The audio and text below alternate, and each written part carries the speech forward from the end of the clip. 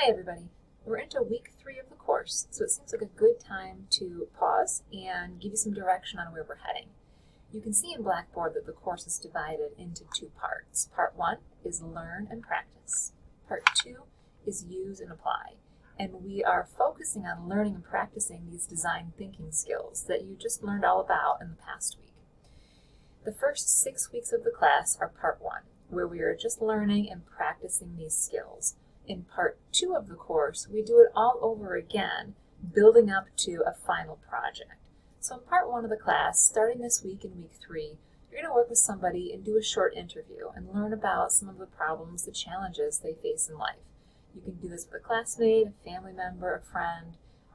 Don't worry too much about the problems that you might uncover, because you're not going to stick with this problem beyond Part 1 of the course. We will use it throughout Part 1, but your final project that you're going to do actually starts in Part 2.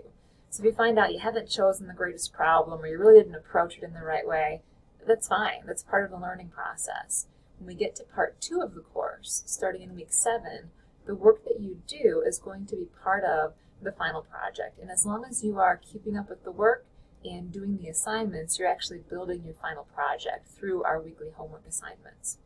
So I want you to understand what these different parts are about, and to know that in Part 1, starting here in week 3 with building empathy, we have a chance to just learn and practice these skills. We'll apply them later in the semester.